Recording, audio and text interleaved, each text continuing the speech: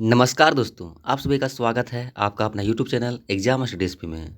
आज हम फिर से देखने वाले हैं झारखंड जीके में बार-बार पूछे जाने वाले 25 सबसे महत्वपूर्ण प्रश्नों को। यह 16 नंबर वीडियो है, इससे पहले मैंने 15 वीडियो को अपलोड कर रखा है जो कि आपको प्लेलिस्ट में मिल जाएगा। मैं आपको बताना चाहूँगा दोस्तों कि मैं जितने भी प्रश्न लेके आता हूँ, सारे प्रश्न बहुत ही महत्वपूर्ण होते हैं। आप चाहे झारखंड के किसी भी कॉम्पिटिशन तैयारी कर रहे होंगे, आपको इस तरह के प्रश्न ज़रूर देखने को मिलेंगे। क्योंकि दोस्तों ऐसे प्रश्न जो हैं हमेशा एग्जाम में रिपीट होते रहते हैं। तो दोस्तों आप इस वीडियो में शुरू से अंत तक बने रहें और यदि आप इस चैनल पर नए हैं तो चैनल को सब्सक्राइब कर लीजिए और बगल के बेल आइकन को जरूर दबा लीजिएगा ताकि मेरे द्वारा अपलोड किए गए हर एक वीडियो का नोटिफिकेशन आपको मिलता रहेगा। तो चलिए प्रश्नों की शुरुआत करते हैं। पहला प्रश्न है, कोरबा जनजाति द्वारा की जाने वाली स्थानांतरित कृषि को क्या कहा जाता है? ऑप्शन बी इसका सही हो जाएगा यानी कि बियोड़ा। बियोड़ा इसका सही आंसर हो जाएगा यानी कि कोरबा जनजाति द्वारा की जाने वाली स्थानांतरित कृषि को बियोड़ा कहा जाता है। दोस्तों इसमें हम कोरबा जनजाति की बात करें तो यह जनजाति जो है झारखंड के गढ़वा, पलामू और लातेहार आदि जिलों में मुख्य रूप से पाई जाती है। और झारखंड के अलावा ये जनजाति जो है छत्तीसगढ़ में भी पाई जाती है। कहाँ पर? छत्तीसगढ़ में, है ना, इसे याद रखिएगा। और कोरबा लोगों की अर्थव्यवस्था की बात करें तो इनकी अर्थव्यवस्था जो है शिकार है, स्थानांतरित कृषि है और वन उत्पाद है। इसे भी याद रखिएगा, है ना। अगला प्रश्न देखते हैं। देखिए क्या बोल रहा है अगला प्रश्न, किसने खरवार आंदोलन का नेतृत्व प्रदान किया था? ऑप्शन सी इसका सही हो जाएगा यानी Bhagirath Manjhi. Option number C इसका सही हो जाएगा, है ना। देखिए भागीरथ मांझी जो थे इन्होंने खरवार आंदोलन का नेतृत्व किया था। और कब किया था? तो 1870 ईस्वी में किया था। कब? 1870 ईस्वी में किया था। और दोस्तों इसमें भागीरथ मांझी की बात करें तो इनका जन्म जो है गोड्डा जिले के तलडीहा गांव में हुआ था, है ना, इसे भी याद रखिएगा। और वहाँ के ये महान जनजाति नेता थे। अगला प्रश्न देखते हैं। झारखंड का वह प्रथम आंदोलनकारी कौन था जिनके सिर के लिए अंग्रेज सरकार ने 1000 रुपये के पुरस्कार की घोषणा की थी? ऑप्शन ए इसका सही हो जाएगा यानी बुद्धू भगत, है ना। बुद्धू भगत इसका सही आंसर हो जाएगा यानी कि बुद्धू भगत ऐसे आंदोलनकारी थे जिनके सिर के लिए अंग्रेज सरकार ने 1000 रुपये के पुरस्कार की घोषणा की थी। दोस्तों इसमें हम बुद्धू भगत की बात करें तो बुद्धू भगत जो थे इन्होंने कोल विद्रोह का नेतृत्व किया था। कब किया था? तो 1831 से 1832 में किया था, है ना। 1831 से 1832 में किया था। अगला प्रश्न देख लेते हैं।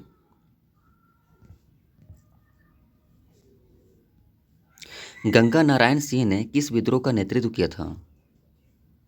सही आंसर होगा ऑप्शन नंबर डी यानी कि भूमिज विद्रोह, है ना। भूमिज विद्रोह इसका सही आंसर हो जाएगा यानी कि गंगा नारायण सिंह ने भूमिज विद्रोह का नेतृत्व किया था। अगला प्रश्न है, नीलांबर पीताम्बर ने 1857 के विद्रोह का किस क्षेत्र में नेतृत्व किया था? ऑप्शन ए इसका सही हो जाएगा यानी कि पलामू। पलामू इसका सही आंसर हो जाएगा यानी कि नीलांबर पीताम्बर ने 1857 के विद्रोह का नेतृत्व जो किया था पलामू क्षेत्र में किया था। दोस्तों नीलांबर और पीताम्बर दोनों भाई थे, इसे याद रखिएगा, है ना। अगला प्रश्न है, हजारीबाग में भारत छोड़ो आंदोलन का नेतृत्व किसने किया? ऑप्शन ए इसका सही हो जाएगा यानी कि सरस्वती देवी, है ना। सरस्वती देवी इसका सही आंसर हो जाएगा यानी कि हजारीबाग में भारत छोड़ो आंदोलन का नेतृत्व जो किया था किसने किया था? सरस्वती देवी ने किया था। और कब किया था?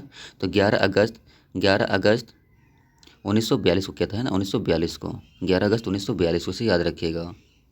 अगला प्रश्न है, झारखंड का प्रथम अंतर्जातीय आदिवासी संगठन कौन सा है? ऑप्शन ए इसका सही हो जाएगा यानी कि छोटा नागपुर उन्नति समाज। ऑप्शन नंबर ए इसका सही हो जाएगा यानी कि झारखंड का प्रथम अंतर्जातीय आदिवासी संगठन कौन सा है? तो छोटा नागपुर उन्नति समाज है। और दोस्तों इसी संगठन में क्या है कि 1928 में साइमन कमीशन को एक मांग पत्र सौंपा गया था जिसमें पृथक झारखंड राज्य के गठन की मांग की गई थी, है ना, इसे याद रखिएगा। अगला प्रश्न है, देखिए झारखंड के जनजातियों को उनके रीति रिवाज एवं परंपराओं के प्रशिक्षण दिया जाता है, उस स्थान को क्या कहा जाता है? ऑप्शन ए इसका सही हो जाएगा यानी कि युवा गृह, है ना। ऑप्शन नंबर ए इसका सही हो जाएगा यानी कि झारखंड के जनजातियों को उनके रीति रिवाज एवं परंपराओं का प्रशिक्षण जो दिया जाता है उस स्थान को युवा गृह कहा जाता है। अगला प्रश्न है, हो जनजाति के ग्राम देवता निम्न में से कौन है? सही आंसर होगा ऑप्शन बी यानी कि पाहुई बोंगा, है ना। पाहुई बोंगा इसका सही आंसर हो जाएगा यानी कि हो जनजाति के ग्राम देवता कौन है? तो पाहुई बोंगा है। अगला प्रश्न है, निम्न में से किस जनजाति को जंगल में रहने वाला के रूप में जाना जाता है? ऑप्शन सी इसका सही हो जाएगा, यानी कि बिरहोर। बिरहोर इसका सही आंसर हो जाएगा, यानी कि बिरहोर जनजाति को जंगल में रहने वाला के रूप में जाना जाता है। अगला प्रश्न है, झारखंड में डायन प्रथा प्रतिषेध विधेयक कब पारित हुआ?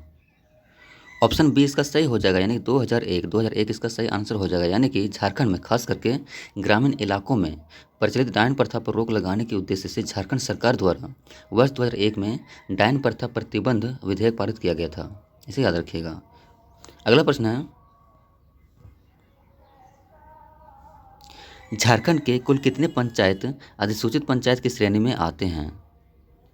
ऑप्शन ए इसका सही हो जाएगा, यानी 2071। 2071 इसका सही आंसर हो जाएगा, यानी कि झारखंड के कुल 2071 पंचायत अधिसूचित पंचायत की श्रेणी में आते हैं। अगला प्रश्न है, देखिए, निम्न में से शौर्य पहाड़िया के युवा गृह को क्या कहा जाता है? ऑप्शन ए इसका सही हो जाएगा, यानी कोड़वाहा। कोड़वाहा इसका सही आंसर हो जाएगा, है ना, यानी कि शौर्य पहाड़िया के युवा गृह को क्या कहा जाता है, तो कोड़वाहा कहा जाता है। अगला प्रश्न है,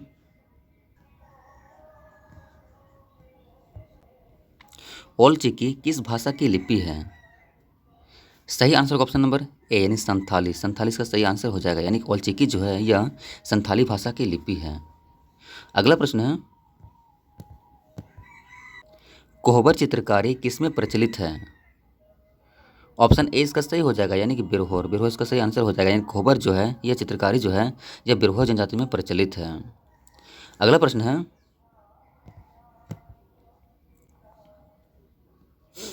हो जनजाति में नए अन्न खाने के अवसर पर गाया जाने वाला गीत जो है निम्न में से कौन सा है?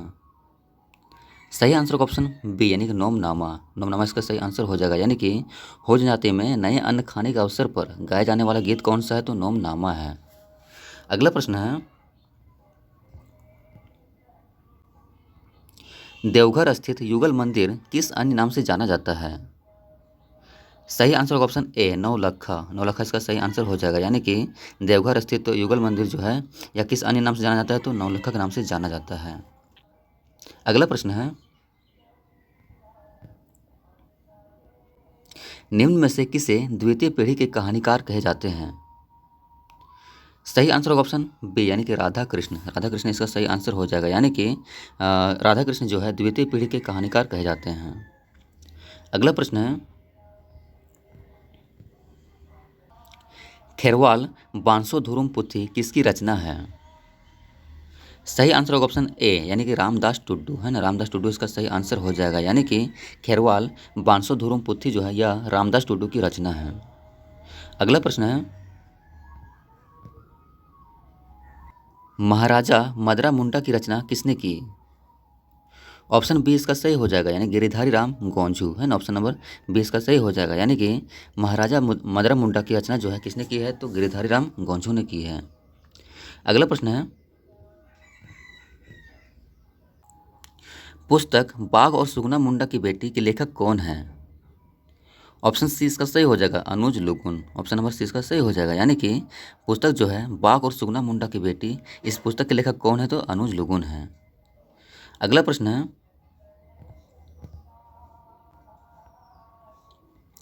चेहरे के नीचे चेहरा किसकी रचना थी?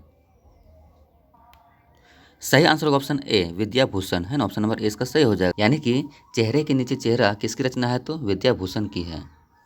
अगला प्रश्न है, भारतीय कृषि अनुसंधान संस्थान बरहे की स्थापना कब की गई?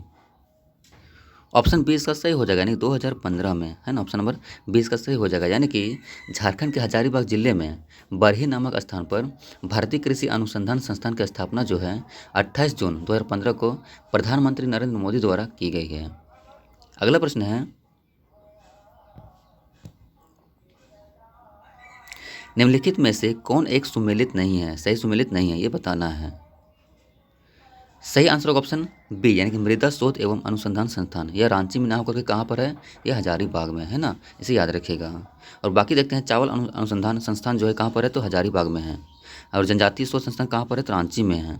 उसी प्रकार केंद्रीय तसर शोध एवं प्रशिक्षण संस्थान कहाँ पर है, तो रांची में है। यानी कि इसका सही आंसर क्या होगा, तो बी इसका सही आंसर हो जाएगा, है ना, मृदा शोध एवं अनुसंधान संस्थान, ये कहाँ पर है, हजारीबाग में है।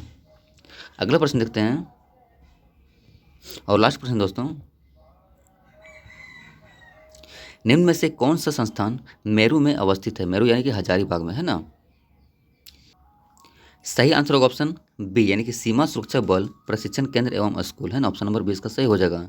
इसकी स्थापना जो हुई कब हुई है? तो 1966 में हुई है। कब हुई है? 1966 में हुई है। दोस्तों मेरे सारे प्रश्न खत्म हो चुके हैं। उम्मीद करता हूँ कि आपको ये वीडियो पसंद आया होगा। पसंद आए प्लीज़ लाइक करें और कमेंट करके जरूर बताएं। चलिए फिर मिलते हैं नेक्स्ट वीडियो में।